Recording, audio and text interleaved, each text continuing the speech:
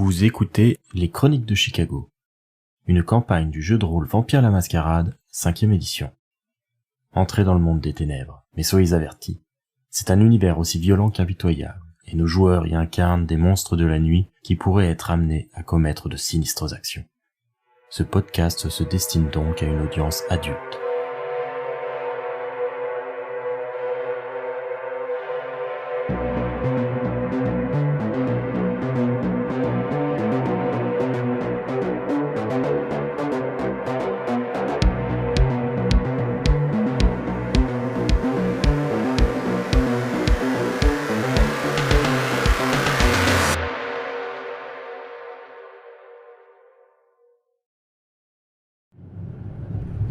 Les deux véhicules filent à toute allure dans les longues artères qui traversent le quartier de Cabrini Green. Dans le van en tête se trouve Balthazar avec plusieurs de ses hommes. Le second accueille la coterie des Cerbères au complet. Les bâtiments qui le longent sont tous plongés dans le noir. Il semblerait que quelqu'un ait fait sauter l'alimentation électrique de tout le quartier. Alors que la destillation se rapproche de plus en plus, des coups de feu se font entendre, de plus en plus distincts. Des rafales de balles, des tirs isolés. Il semblerait que le refuge de Kevin Jackson soit sous le feu de ses rivaux, les Latin Kings, dont certains membres ont été changés en descendant par le terrible Philippe Rigaud. Les machinations de celui-ci ont déjà causé de nombreux problèmes en ville dans les jours précédents, et le nombre de ses victimes risque maintenant d'augmenter drastiquement. Depuis leur véhicule, les Cerbères peuvent voir les gens fuir les lieux du conflit, des femmes, des hommes, des enfants, mais il y a fort à parier que la tour accueille encore bien des civils, terrés dans leurs appartements en attendant que cette explosion de violence prenne fin. Quel est l'état d'esprit de vos personnages alors qu'ils se rapprochent du danger ? J'imagine que Christopher, lui, il est un petit peu anxieux parce que même s'il est préparé à des situations un petit peu plus violentes, pour pas perdre son humanité, il voudrait essayer d'éviter de tuer des gens, donc... Je pense que Anna est également un peu anxieuse, voire stressée, puisque de base, c'est pas vraiment une situation qu'elle connaît et dont elle est la plus familière. Elle va demander à Christopher. La police devrait arriver ou c'est le genre de quartier où patrouilles ont du mal à intervenir? Face aux gangs, on a toujours du mal à intervenir. Ensuite, on a des membres qui surveillent un petit peu la police. On peut essayer de délayer ce genre d'intervention. Donc on devrait être tranquille pour un petit moment. D'accord. Du coup, Lydie, elle est très stressée, pas un peu stressée, parce que genre, il y a des échanges de tirs. Elle a beau être américaine, elle a sans doute jamais trop vu un pistolet de près et encore moins se retrouver dans une bataille ou une guerre. Donc elle est là, non, mais en fait, moi, je suis développeuse. Est-ce que je peux partir, s'il vous plaît? Et du coup, du côté d'Hélène... Hélène, elle est énervée. Ça change, il y a 3 stressés, une qui est vénère. Ouais, dis-nous quelque chose qu'on ne sait pas. Elle est énervée parce qu'elle va aller dans un conflit avec des gens dont elle a strictement rien à foutre, pour des raisons dont elle a strictement rien à foutre. Du coup, elle est pas sereine parce que elle veut essayer de protéger Lydie, Anna aussi. Christopher, ça se défend lui-même, c'est tant mieux, hein, parce que ça fait un de moins à essayer de sauver dans le truc. Tout ça pour faire plaisir à des têtes de cons qu'elle supporte pas. Non, elle est un petit peu énervée, plus qu'angoissée, parce que vu la classe sociale de laquelle elle vient, les trucs de gang, ça l'impressionne pas plus que ça, parce que elle a très certainement déjà vécu ce genre de choses en fait. Probablement, oui. Alors peut-être pas à cette échelle quand même, mais oui, ça me paraît assez plausible qu'elle soit pas forcément très jouasse de se retrouver mêlée à ce genre de problème, alors qu'en vérité, les ventrous, elle en a un peu rien à faire. Ouais. C'est ça, c'est genre... elle va aller sauver des trous du cul. Elle est pas hyper motivée par l'expérience, mais... Du coup, Anna va dire à Christopher, qu'est-ce qu'on attend de nous exactement? On doit défendre? On doit repousser l'assaut? Qu'est-ce qu'on attend de nous? D'assister, probablement d'intercepter tous ceux qu'on verra, tout ce qui va être une menace. Après, j'imagine que notre cher shérif va nous en dire plus. Il va très certainement coordonner les efforts ici. Ouais. Ça peut être un gros problème si le shérif est dans le coup. On n'a pas le choix. On n'a pas le choix. J'aimerais bien que ça se passe sans violence, mais nous ne sommes pas dans un monde idéal. Ouais. En serrant les dents parce que un tir vient de ponctuer ce que vient de dire Christopher, Anna va dire je crois que la violence vient de commencer de toute façon, donc on est en plein dedans. Lydie elle est vraiment pas bien du tout. Elle a l'air hyper stressée. Du coup, elle réagit pas du tout à ce que disent les autres. Elle est vraiment en train de se concentrer. Ça va, Lydie? T'as l'air un peu perdu. Tout va bien? Oui, enfin, un peu perdue. C'est-à-dire que je me suis jamais retrouvée dans une fusillade ou à proximité de tir, d'ailleurs, ou dans une bagarre de rue non plus. J'avoue que j'ai du mal à comprendre ce qu'on fait ici. Nous sommes pas des soldats. Je sais pas ce que je suis censée faire. Ce qu'on attend de moi. Est-ce que le shérif en est conscient du moins que il aurait mieux fait de trouver d'autres alliés pour l'épauler dans ce genre de cas de figure, hein? J'espère qu'il en a conscience, en tout cas. Si moi je peux aider, vous... Oui, enfin, il va falloir qu'il s'en soucie malgré tout. Je pense qu'il en a rien à carrer. Bon, Lydie, t'inquiète pas, si tu veux, tu peux rester avec moi si ça te rassure. C'est peut-être ça qu'il faut que je fasse. Et elle s'accroche au bras d'Hélène. Au pire, si ça te rassure, dis-toi que si tu te prends une balle, il y a peu d'endroits où ça peut vraiment te tuer. C'est vrai. Tu ne te prendras pas de balle, reste en sécurité de toute façon. Les deux vannes s'arrêtent subitement et le chauffeur devant vous annonce « On y est, regardez !» Là, il pointe du doigt le seul bâtiment qui semble illuminé, mais s'il l'est, c'est parce que plusieurs voitures brûlent juste devant, au milieu de divers déchets enflammés. La barre de logements sociaux est à une centaine de mètres, les conducteurs ayant préféré garder une distance de sécurité. L'origine des coups de feu se précise, ils proviennent de ce bâtiment précis. Il s'agit d'une sorte d'immeuble de 13 étages composé de 2 tours avec une barre centrale. La façade est usée et sale, surtout au niveau du sol où l'on peut voir de nombreux tags territoriaux appartenant aux gangs locaux. Il y a 2 entrées protégées chacune par un portail en métal assez épais, mais leur serrure magnétique a cédé sans opposer de résistance avec la coupure de courant.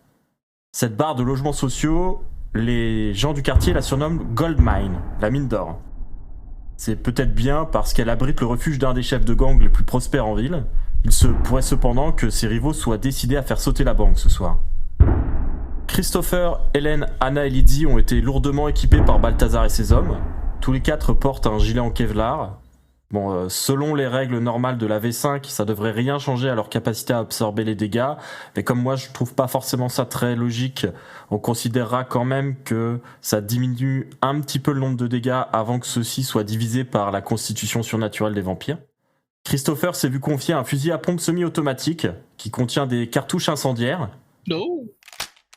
C'est l'un des moyens les plus expéditifs pour se débarrasser d'un descendant. Les membres de la coterie qui le souhaitent peuvent recevoir à leur guise un couteau de combat, un pieu, une arme à feu, comme ils le souhaitent. Des lampes torches ont également été mises à disposition. Ok. Anna va effectivement prendre une lampe torche et un couteau. C'est quoi qui irait le mieux qu'un truc de bagarre, un couteau? Hélène, elle a les armes bestiales et ça fait plus de dégâts que n'importe quel couteau. Ouais, mais elle va quand même prendre un couteau au cas où, parce qu'on ne sait jamais. Imagine, elle perd ses armes bestiales. C'est-à-dire qu'elle perd ses bras ou sa bouche, ce qui peut poser des soucis. Comme j'ai dit, c'est à ta guise. Si tu me dis que Hélène prend un couteau... Ouais, elle prend un couteau. Tu vois, elle va le mettre dans son jean. Donc elle va pas forcément l'utiliser là tout de suite, mais au cas où, elle a un couteau, quoi. Christopher sera clairement en train de se répéter lui-même ils sont déjà morts, ils sont déjà morts, ils sont déjà morts. Du coup, Hélène sera un peu surprise de ça. Elle dira bah nous aussi, c'est quoi le problème? J'aimerais épargner des vies autant que possible, mais j'imagine que ça va pas forcément être faisable dans cette situation. Tu as déjà tué quelqu'un quand tu étais policier, Christopher? Oui, et je le regrette. J'aurais préféré pouvoir l'arrêter. J'ai pas eu le choix, mais ça aurait été mieux à bien des égards si j'avais pu l'avoir vivant. Ouais, je comprends. Écoute, dis-toi que tu peux toujours essayer juste d'être handicapant plus que d'essayer de tuer, mais bon, dans une bagarre, c'est pas si simple. Après, s'ils n'ont plus leur tête... Bah si j'ai bien compris, vu les méthodes de ces gens, ils n'ont jamais vraiment eu leur tête. C'est ce que j'essaye de me dire. Qu'en face, j'ai plus des zombies que des vivants. Enfin, vivants. Mais on peut pas vraiment les sauver, quoi. Après, c'est un peu triste parce que du coup, ça en fait des sortes d'innocents chair à canon. Alors que vous êtes encore à l'intérieur de votre véhicule, Balthazar est sorti du sien et vient toquer à votre fenêtre. Ah bah, Christopher sort, hein. On a autant sortir. Donc tout le monde sort du véhicule, le chauffeur également, qui termine de s'équiper dans son coin. Il s'agit d'une des goules de Balthazar et il a l'air d'avoir l'habitude de ce genre de situation. Balthazar vous dit du coup, on attend le reste de mes hommes et on y va. Lodin veut qu'on exfiltre Jackson, le reste on s'en fout. Très bien. Après, si vous avez l'opportunité de nous débarrasser de quelques-uns de ces lécheurs tout juste tirés de la tombe, vous vous gênez pas, on a carte blanche. Soit. Cela dit, il va du coup se tourner vers Lizzie et Anna. Je ne pense pas que ces deux-là vont être utiles sur le terrain. Lydie acquiesce de la tête et dit je vois pas trop à quoi je vais pouvoir servir à part être en danger et risquer de mettre les autres en danger. Mais si vous voyez quelque chose que je peux faire, bien sûr, je n'hésiterai pas. C'est juste que pour le combat en tant que tel, je pense plus être un poids qu'une aide. Anna va se taire et ne rien dire. Balthazar lève les yeux au ciel et il va secouer la main en direction de Lydie. Vous n'avez pas quelques bidules de votre clan vous n'êtes pas censé être des sortes de magiciens. Ils m'ont permis d'en apprendre beaucoup sur justement ces fameux descendants nouvellement nés et d'avoir des visions. Ouais, mais de toute façon, on n'a pas le choix. Lydie, tu restes près de moi, ok ? Je te protège le cas échéant. Quelques minutes plus tard, un troisième van arrive, similaire aux deux autres, et en descendent 3 personnes que Christopher reconnaît. Il s'agit de descendants qui servent de gros bras à la Camarilla, des enfants de Balthazar ou d'autres personnes de ce genre. Il y a Desmond, c'est un homme plutôt imposant au crâne rasé et à la barbe rousse et épaisse. Il y a Richard, un ancien membre des forces de police, qui est plus âgé mais qui a de l'expérience. Et finalement, il y a Blaine, une espèce de brute en jeans et en bombers qui a tout l'air d'un skinhead. En voyant les 3 autres arriver, Balthazar prend rapidement les choses en main et explique un petit peu le plan. Bon, de ce que m'a dit Lodin, il y a 2 endroits où on pourrait trouver Jackson. En cas d'attaque, il a une sorte de bunker installé dans le sous-sol du bâtiment A. C'est là que j'irai, vu que ça a l'air d'être le point chaud. Dans le bâtiment B, il y a normalement un appartement, au 12e étage, dont les murs ont été percés entre les tours, ce qui permet un passage discret entre les deux en cas de problème. Il est possible que Jackson se soit réfugié là en attendant les renforts. Il pointe alors Christopher du doigt. Vous essayerez de vous rendre là. Ne jouez pas au héros et tout devrait bien se passer. Je doute que l'ancien dont vous avez parlé soit là. Ces mecs-là, ils préfèrent manipuler de loin. Cependant, ne sous-estimez pas ces nouvelles recrues. Christopher va hocher la tête, il a compris, il a rien à rajouter. Et puis essayez de vous amuser un petit peu. Il va pas répondre à ça, mais les autres pourront clairement voir que il est pas en train de s'amuser. Il sait faire, mais il aurait préféré être ailleurs quand même.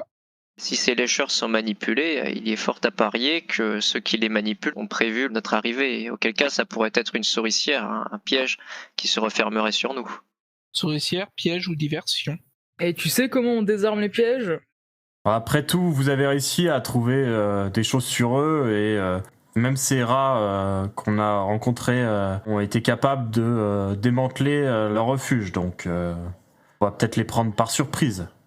Anna insistera pas. Bon allez, ça sert à rien de traîner. Lydie suit Hélène. Vous commencez à avancer en direction de l'immeuble, le groupe de Balthazar en tête, bien sûr. Passer près des véhicules en flammes, même à une distance de sécurité convenable, vous emplit d'un sentiment de frayeur inouï. Vraiment, votre bête intérieure n'aime pas du tout le feu et vous le fait bien ressentir.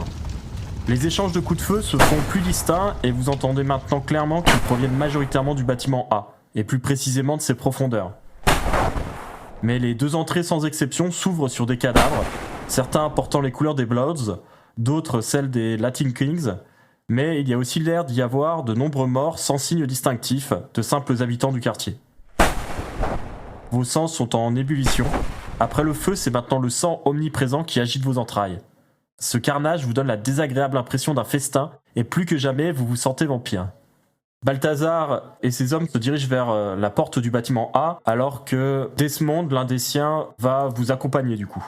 À l'entrée, vous avez une espèce de grosse porte en métal qui fonctionnait avec un loquet magnétique, qui du coup ne fonctionne plus vu qu'il n'y a plus d'électricité. Et la porte est grande ouverte, il y a quelques cadavres déjà dans le passage.